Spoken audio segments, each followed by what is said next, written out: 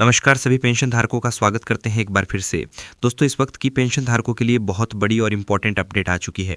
जी हां दोस्तों, union budget 2026 को लेकर बहुत ही ज़्यादा महत्वपूर्ण खबर आई है। रिटायर्ड कर्मचारियों को मिल सकता है बड़ा तोहफा। बजट 2026 के अंदर न्यूनतम पेंशन बढ़ाने की बताई जा रही है संभावना। जी हाँ दोस्तों, लंबे समय से कर्मचारियों की ओर से न्यूनतम पेंशन बढ़ाने की मांग हो रही थी।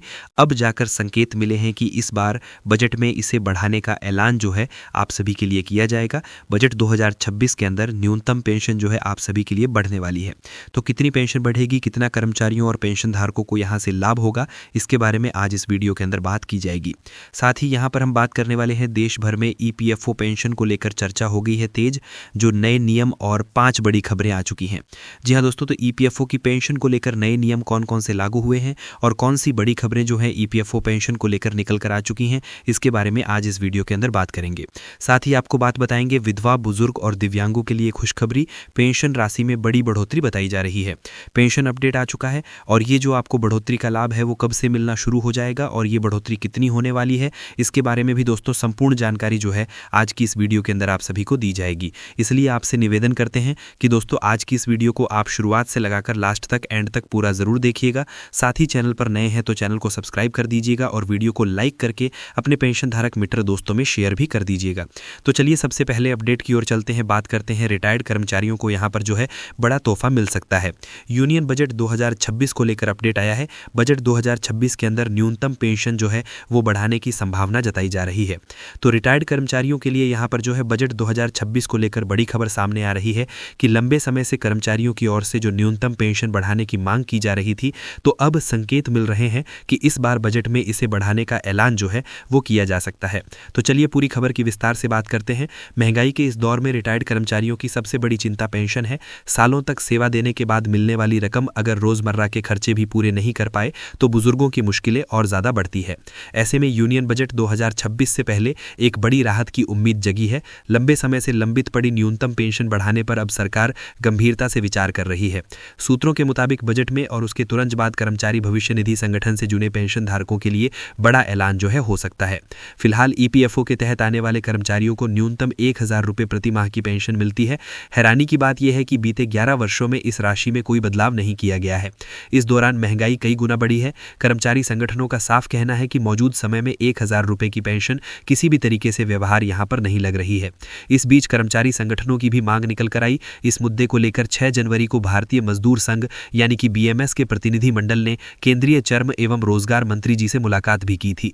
बैठक में न्यूनतम पेंशन बढ़ाने की मांग को मजबूती से भी रखा गया था, जिस पर मंत्री ने सकारात्मक रुख दिखाते हुए उचित विचार का भी भरोसा अब इन प्रतिनिधि मंडल को दिया था।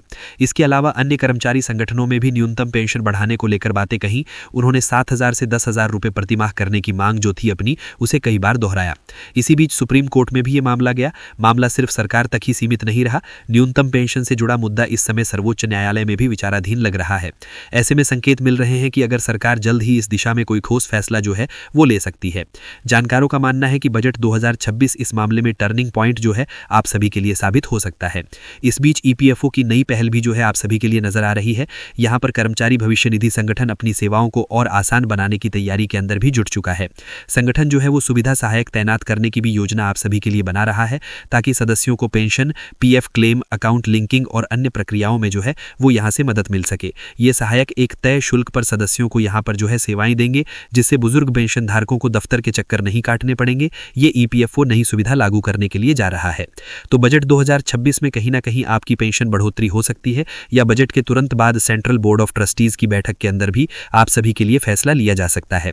ज्यादातर मांग 7000 से 10,000 के बीच की है। अब देखना होगा सरकार कौन सा फैसला लेती है और कितनी पेंशन बढ़ोतरी का ऐलान करती है। इसी बीच देश भर में ईपीएफओ को लेकर बड़ी चर्चा तेज हो गई है। नए नियमों को लेकर बड़ी खबरें आ चुकी हैं। ईपीएफओ ने पेंशन को लेकर नए नियम जो है वो लागू कर दिए हैं। तो चलिए बात करते हैं, भारत में कर्मचारी भविष्य निधि संगठन से जुड़ी पेंशन व्यवस्था के लिए एक महत्वपूर्ण बहस छिड़ी हुई है। सरकारी कर्मचारियों, कार्यरत शिक्षक, विभिन्न शिक्षण संस्थानों में कार्यरत बीच ये विषय गहन चर्चा का केंद्र बन चुका है। लंबे समय से मांग जोर पकड़ रही है कि आयु को वर्तमान 60 से 65 वर्ष किया जाए। बदलती जीवन शैली, उन्नत सुविधा और लोगों की बढ़ती औसत को इस प्रस्ताव को यहां पर मजबूती प्रदान की है। कर्मचारी संगठनों का तर्क है कि 60 वर्ष की सेवानिवृत्ति आयु पुरानी परिस्थितियों पर आधारित है और वर्तमान समय में आवश्यकताओं के अनुरूप नहीं है। वहीं पिछले कुछ दशकों में भारत में स्वास्थ्य स्वास्थ्य सेवाएं जीवन स्तर में उल्लेखनीय वृद्धि हुई है। आज के कर्मचारी 60 वर्ष की आयु के बाद भी मानसिक और शारीरिक रूप से सक्षम रहते हैं। विशेषज्ञों का यही मत है कि अनुभवी कर्मचारियों को अधिक समय तक सेवा में बनाए रखना संस्थानों के लिए बहुत ज्यादा लाभकारी होगा। वहीं पेंशन राशि और वित्तीय सुरक्षा पर भी इसका प्रभाव पड़ेगा। तो सेवानिवृत्ति आयु बढ़ने से कर्मचारियों की सेवावधि वृद्धि होगी, जिसका सीधा असर पेंशन राशि और आर्थिक सुरक्षा पर पड़ेगा। लंबी अवधि तक योगदान देने से ईपीएफओ का कोष भी मजबूत होगा, जो दीर्घकालिक वित्तीय स्थिरता के लिए भी आवश्यक है। अधिक वर्षों तक सेवा करने वाले कर्मचारियों को बेहतर पेंशन का लाभ मिलेगा, जो उनके सेवानिवृत्ति के बाद जीवन को आर्थिक रूप से सुरक्षित बनाएगा। यही कारण है कि विभिन्न कर्मचारी संगठन और यूनियन लगातार इस मुद्दे को उठा रहे हैं और सरकार से ठोस कार्यवाही की मांग कर रही हैं।